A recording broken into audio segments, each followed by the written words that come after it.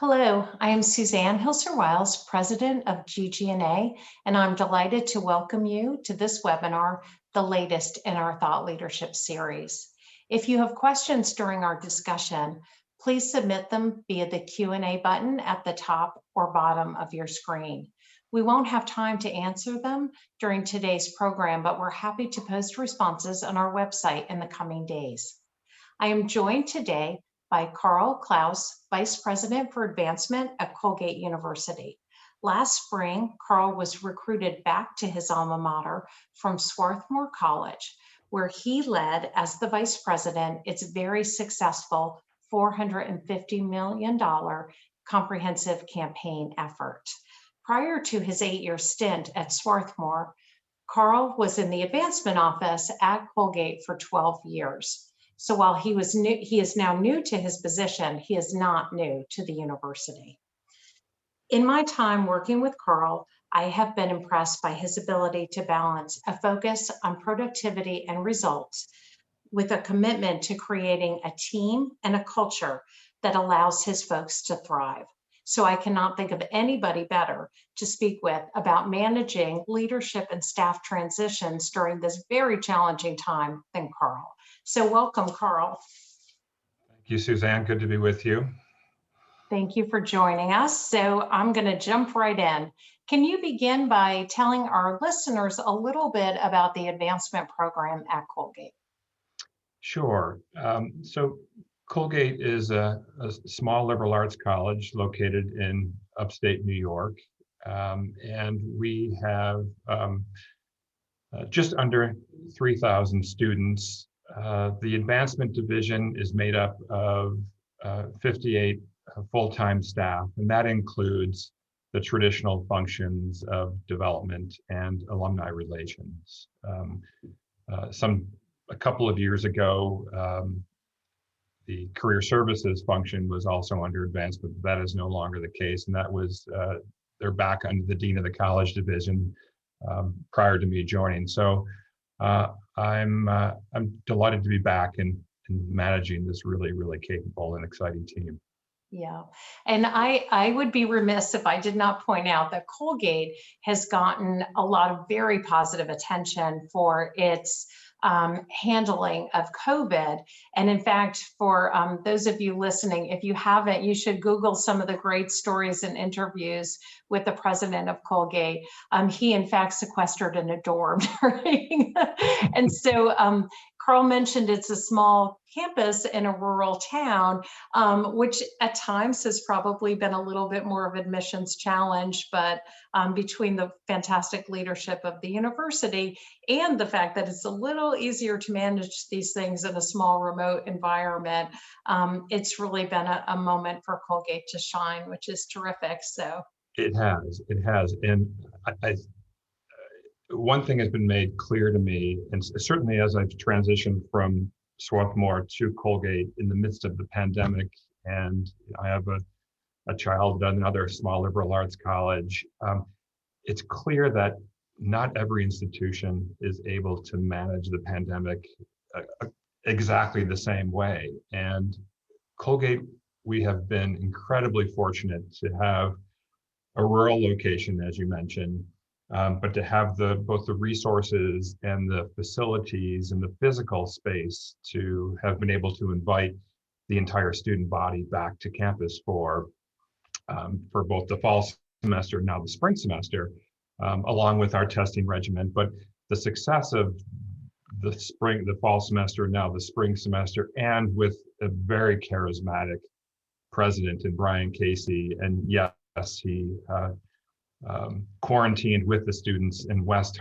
Hall, our oldest dormitory of both the fall and now the spring.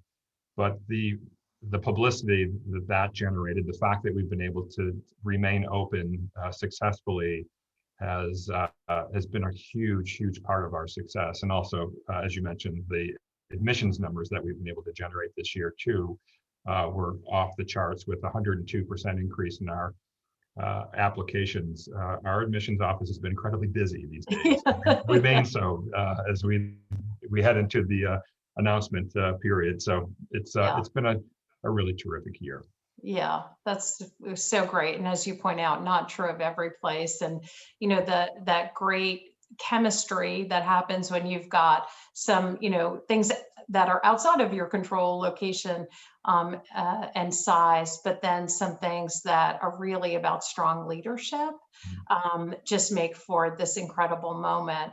And as you know, I'm also a big fan of President Casey. So, as a new leader, especially in this time when everybody has so many priorities that they're trying to juggle, what have you done to build relationships both with your staff, but also with the president and the volunteer leaders of the university? Yeah, that's a good question. And, I certainly was in a position of strength having spent time at the college and being an alum myself. So, having been away for 8 years and now returning, there were a good number of relationships that existed when I arrived in August, which I really relied on.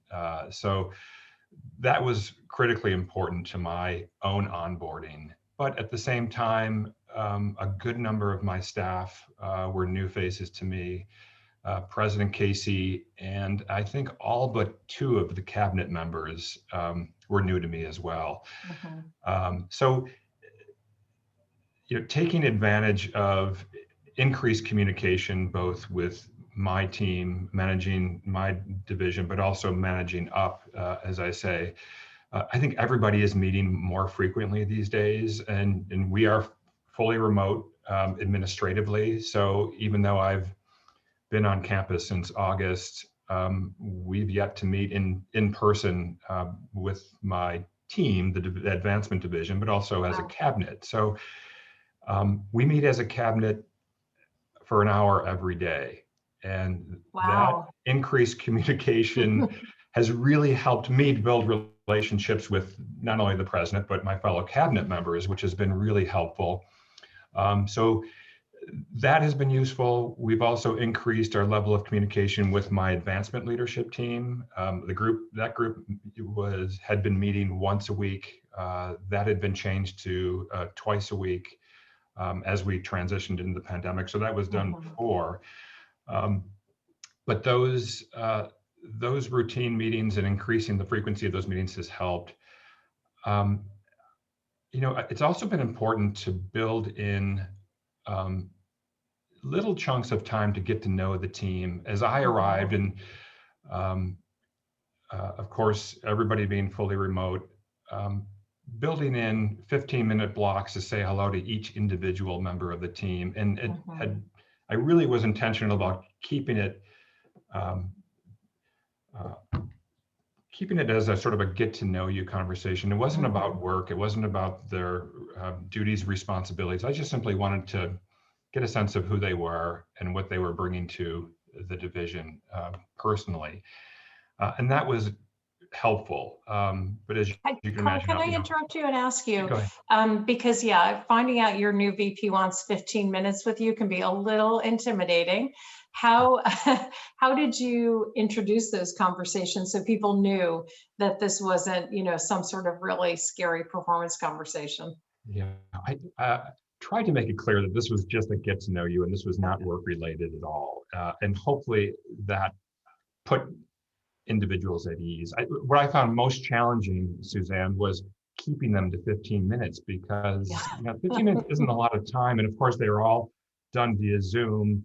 And there's been follow conversations, obviously, with them since, but there was just an opportunity within the first couple of weeks to say hello and to create Mhm. at least a relationship because a good number of them, as I said, we've not met face to face, and Mhm. that's obviously difficult. Yeah. And I like what you said about, being intentional about that, thinking about, okay, what are the things that might happen naturally if we were together that need to still happen? How do I make those things happen? Right, So, right.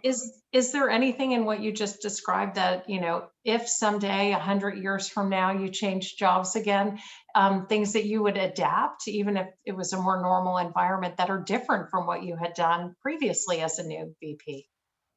Yeah, we have continued. to plan, every Friday there's a half an hour open session coffee hour. So people can just jump on and catch up. And again, not work related at all.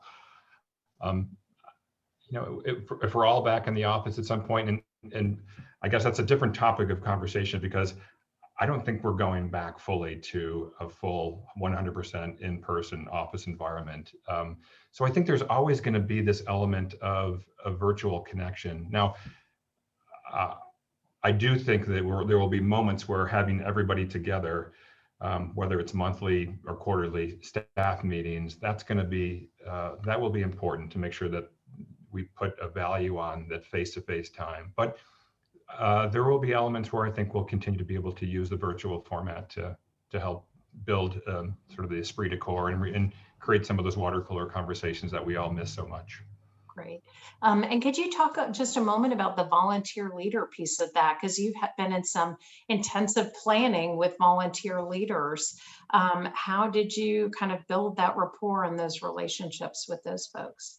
Yeah, so the volunteer, obviously at the board level, we've continued to work remotely, but we're now in campaign planning. We're about a year away from a public launch of a campaign.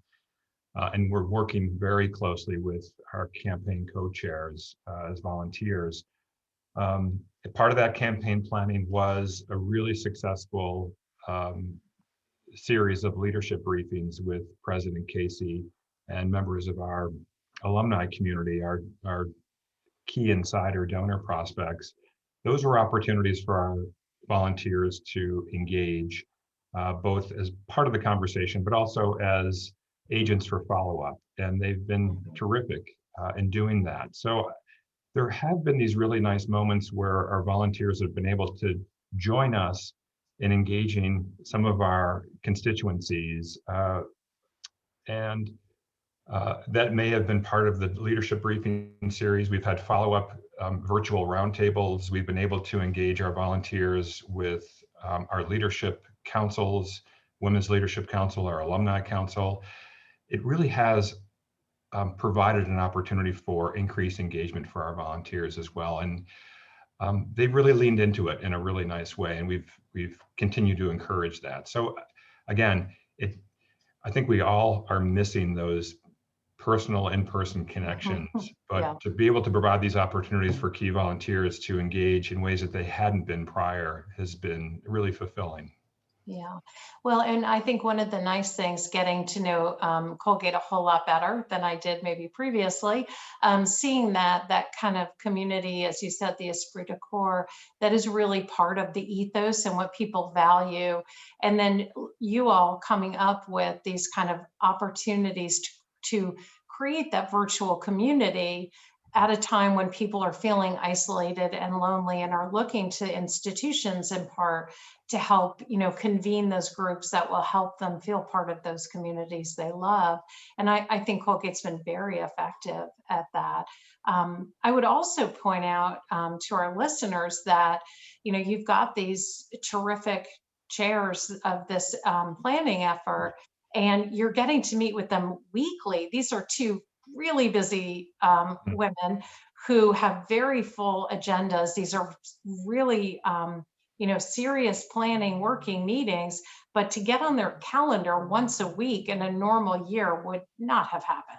No, so, exactly. It's a really good point. And to have those weekly conversations with our two co-chairs, and as you mentioned, this is, I believe, is Colgate's first all-female co-chair tandem to be leading a campaign effort. And it just so happens to be the 50th anniversary of co-education at Colgate, which is a great synergy. But to have time on the calendar with the two of them and President Casey to really drill down on campaign planning has been incredibly productive. And that's a conversation that I look forward to each week. But to do that over a conference line, using the old-fashioned conference phone line, or to do it in person, it just wouldn't have been possible. So again, another real silver lining as we're managing through this time. Yeah.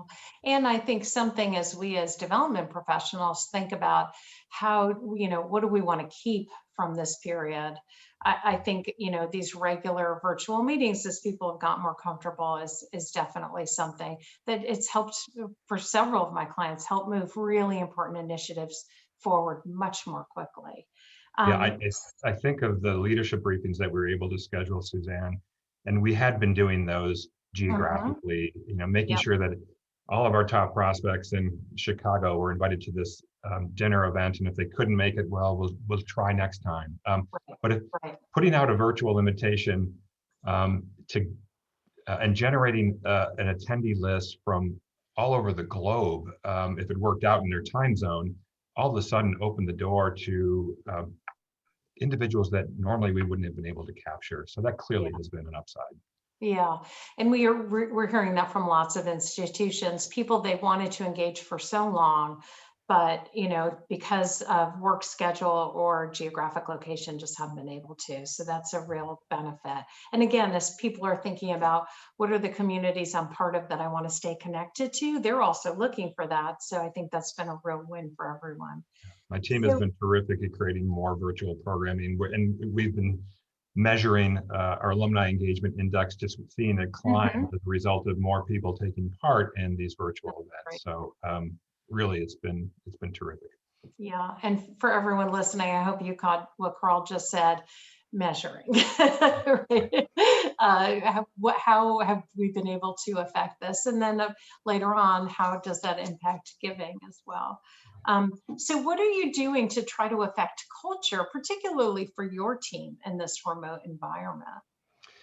Yeah. So something that I had worked with my team at Swarthmore on over a good number of years was to really create our own set of values and culture within our division. And again, each institution has its institutional values, but to come to an agreement with your advancement colleagues about the environment that we want to work in, how we want to treat each other, what we hold important.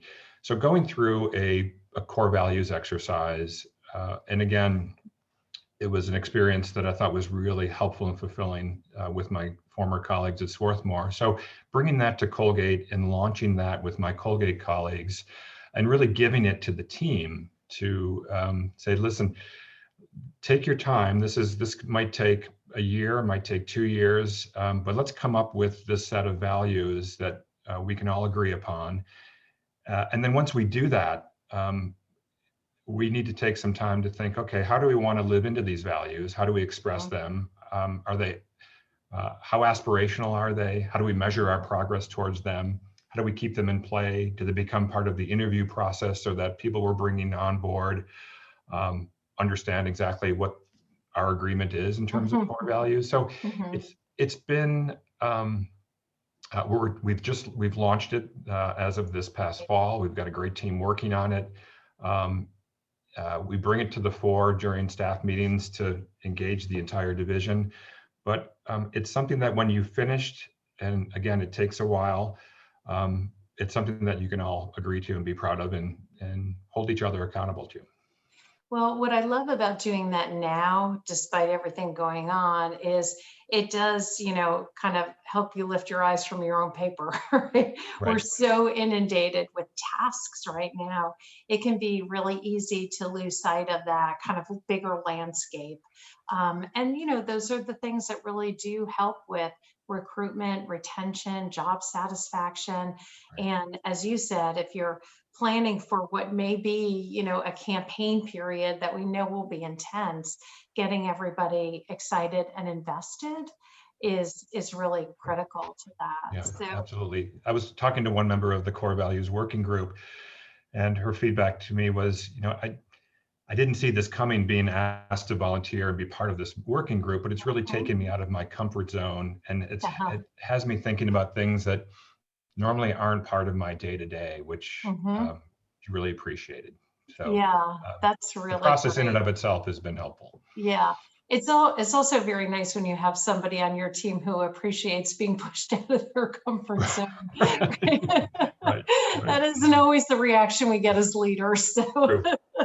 True. that's great. So my final question to you, which relates to what we were just talking about, you've inherited this team, this great team. You had some open positions. You're thinking about whether or not to add positions. So how are you approaching onboarding and recruiting, and what's the same and what's different because of this remote environment we're in? Yeah. Uh, Clearly, I mean, we can all appreciate what's different in that the opportunity to present Colgate and have a candidate understand Colgate in our culture without actually being on campus, that's an incredible challenge. We can send all the materials and we can send the strategic plan, and there's videos of President Casey. So there's a lot of information that we can share electronically, but until you're actually here and on campus and to walk through the office, we're just not able to do that. So that's a real challenge. And I think that just simply requires a more attentive conversation with the individual to say, hey, here's the type of environment that you're going to be walking into. Here are the growth opportunities. Here's how we work together to build that excitement. Clearly, as we're thinking about the return to work after the pandemic, flexibility is going to be key. I don't think we're going back fully. There are some student-facing and campus-facing roles on our campus that we're going to need people back in the office and working with students and with faculty. But for functions such as advancement, communications, I think of my colleagues in communications, providing that flexibility in a remote working environment within reason, I think that's an opportunity in this environment as we're onboarding. We've hired a major gift officer recently who was working remotely for the institution that she was working for, and she's able to stay in her remote location and continue working for Colgate, and it's been a fantastic fit. But going through that process without ever having her come to campus for an in-person conversation is a little unsettling, but it just requires deeper listening, more conversations to get to that same place. And again, as you know, as we all know, spending time on Zoom, to really get a true sense of an individual, their personality, the nuances of body language, and how they might be interacting with donors and volunteers, that's hard. That's really hard. So there's a bit of this that we just have to work through, and you use your best judgment and make decisions. And I think as well, so Carl and I did not know each other before he took this position at Colgate. But, I feel like we've gotten to know each other well over this last year. But instead of like having lunch during a day on campus, it's through like 5 minutes of catching up before people join. It's a very different rhythm, I think, to it. We have a wonderful new CFO at GGNA, and just yesterday we hired him last fall. He started in November. And I had this moment where I realized I've actually never met him in person. And this is somebody I probably talk to 6 days a week. Right. And I actually had a moment where I had forgotten that we had never met in person. Because you develop these really close working relationships with folks. And it is kind of this odd thing. And then, of course, realize that he's met like 5 people in person.